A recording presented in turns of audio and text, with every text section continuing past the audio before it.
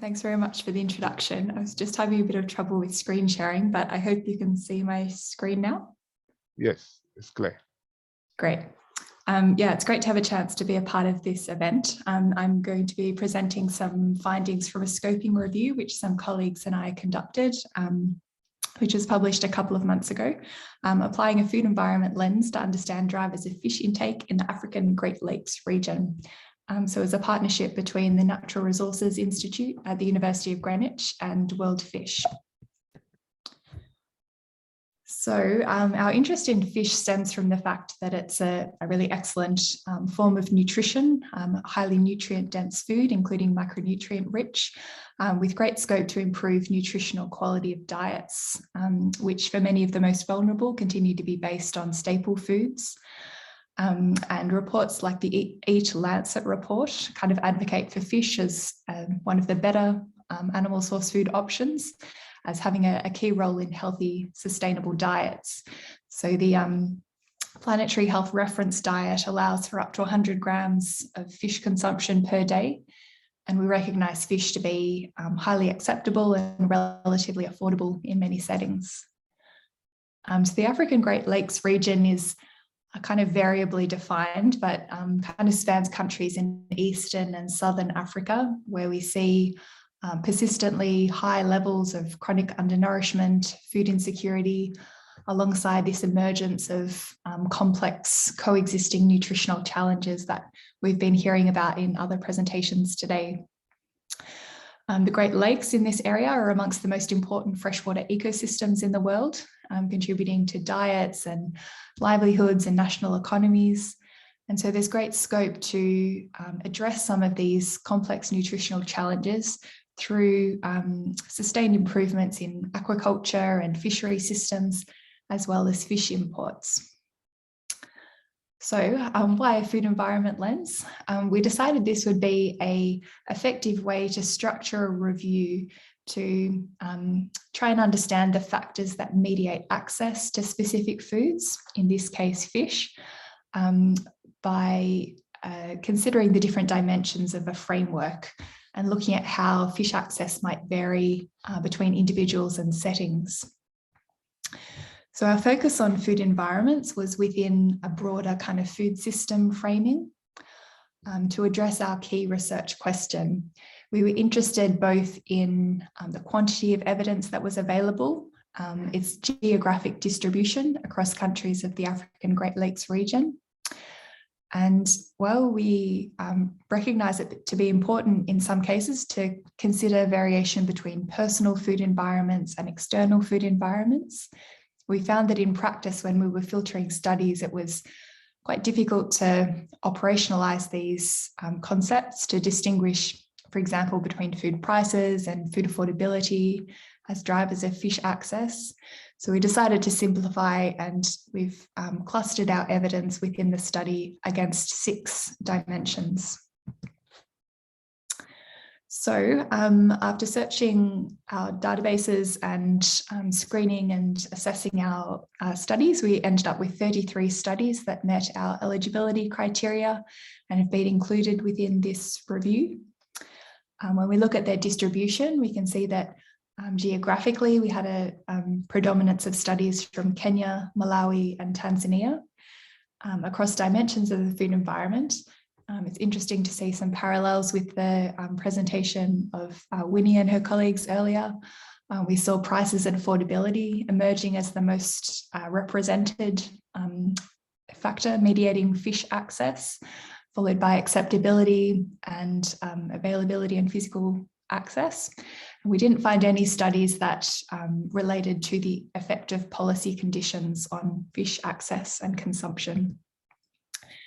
So in the interest of time, I'll just focus on those first 3 dimensions. So to start with availability and physical access, one thing that emerged in quite a few studies was comments about proximity to water bodies as a driver of fish consumption. But often we found that this was not based on empirical evidence, but more of a general conclusion because of the location of communities. So for example, this study, which looked across 2 sites in one close to Lake Victoria and another in inland Uganda. Conclusions were drawn about the relative role of fish in children's diets based on the proximity to Lake Victoria. And similarly in southern Malawi, comparisons between diets in 2 locations, and conclusions being drawn about proximity to water. My background has been focused on nutrition-sensitive agriculture, and in that field there's often an assumption that households who are engaged in producing nutritious foods will often benefit from consuming those foods. But it was interesting that within this scoping review, we only found one study that looked at whether fishing households actually consumed more fish than non-fishing households. In that study in Tanzania, that premise was found to be correct, that fishing households consumed fish more often and in larger quantities compared to non-fishing households. And this effect was greatest amongst the poorest households. Market access also emerged in many studies, including findings such as in Malawi, where during the rainy season, households that were living closer to their local fish vendor were more likely to be consuming fish at that time. And there was a small number of studies that looked at differential access to fish according to gender, including this one study from Tanzania, which found that men were more commonly consuming fish as they went about their daily activities at restaurants or from street vendors, and it was rare for them to consume fish at home with their family members. Moving on to prices and affordability, our most studied dimension within this scoping review. And we had some mixed results here. On one hand, we found quite a few studies that projected fish as being of low cost relative to meat and a relatively affordable form of animal source food across a number of settings, including one study in Tanzania where livestock keeping households, poultry keeping households, were using the income from poultry products to purchase fish as a lower cost animal source food. On the flip side, we also found a number of studies which presented fish as being unaffordable to certain households, including some linear programming. Oh, please, you have 2 minutes more. Thanks. Looking at opportunities to provide nutrition to children in central Tanzania and finding that including fish would double the cost of the diet in those settings. Wealthy households were more likely to consume greater amounts of fish and in larger quantities. But I guess an important finding was that across the studies included, small fish and particularly small dried fish was accessible to most households, including the poorest. Just to quickly skim through some of the preferences and acceptability dimensions. Taste was a big driver across many settings of people's fish purchasing behaviours. We found studies from Tanzania and Kenya around specific traits that appealed when it came to fish products. There was a small amount of evidence around different preferences and acceptability for different household members, including concerns about whether fish was suitable for young children, and kind of mixed evidence about women's consumption of fish during pregnancy. And an interesting study from Ukerewe Island in Kenya, which looked at how fish being transitioned to a commodity and expansion to export markets had shifted its role as in terms of social dynamics and a food that would be shared between households.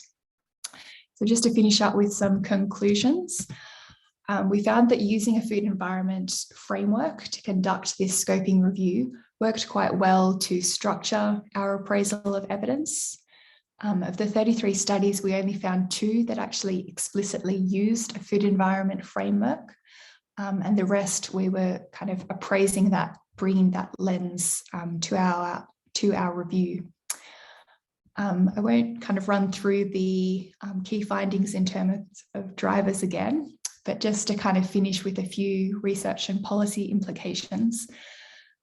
We identified evidence gaps, particularly around seasonal variation in access, as well as variation in access between household members.